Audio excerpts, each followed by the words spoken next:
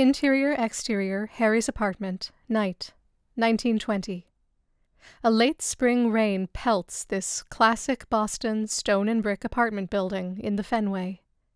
Joseph looks up at a light on in an upstairs window, then rifles around the pots lining the front stoop, and unearths a spare key.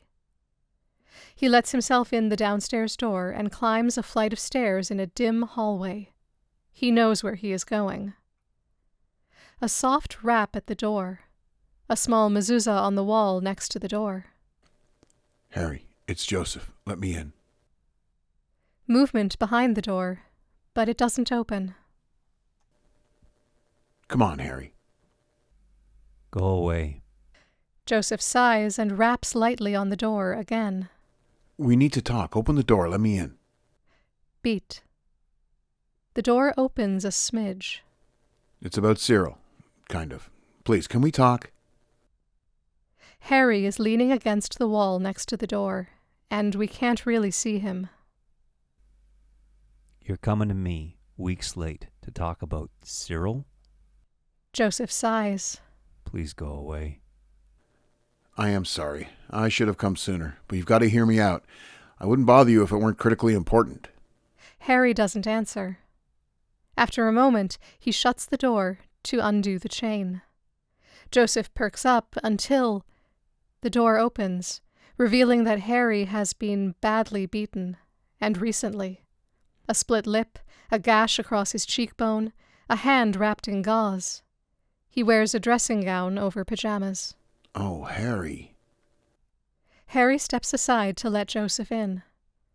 Joseph puts a hand to Harry's face, as a close friend would.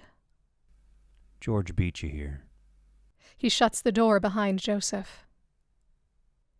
Interior, Harry's apartment, later.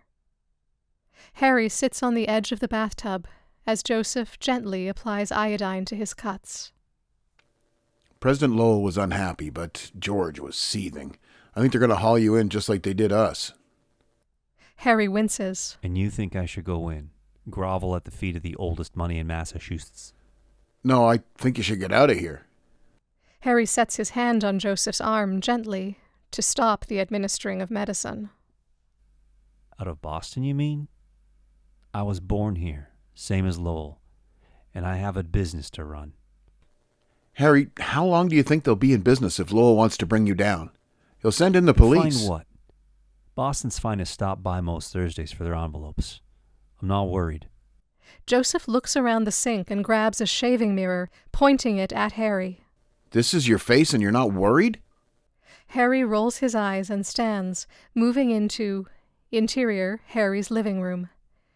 It's a typical middle-class bachelor apartment with some armchairs, a small bar, great art on the walls.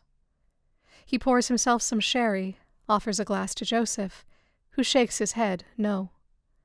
He turns to his desk and hands a letter to Joseph to read. We can see the same Harvard president's seal on it as the previous envelopes. George is a grieving brother and an asshole. He doesn't know any way but this. I don't think he'll be back. He's too scared of catching what I have. Harry does a little flourish with his hand to jokingly demonstrate what he means. Of course, if it were catching, you'd have caught it by now. You're just going to ignore Lowell's summons? Believe it or not, ignoring the ancient institutions of Boston has worked pretty well for me so far. Don't you have an older brother, too? Go stay with him in Providence. And who would run the Boston place while I wait tables in Providence? This is my life, kid. Joseph paces a bit. Lowell won't stop until he wins, Harry. I just hope you understand that. He came after all of us who lived in Perkins, and it's so clear he wants to just squash us all. Destroy anyone who was close to Cyril. Harry simply sips from his glass. I'm not a student. I'm not a professor. He can stay on that side of the river, and I'll stay on mine. But I will carry on with the café and run it as I like. Harry, please. Tell Lowell he can try whatever he wants.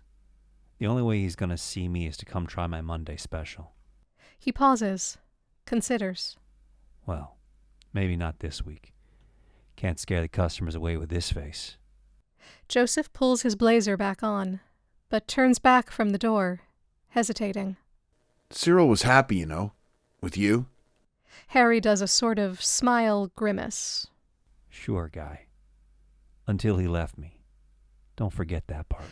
Joseph nods, puts on his hat, and heads out, a look of concern on his face.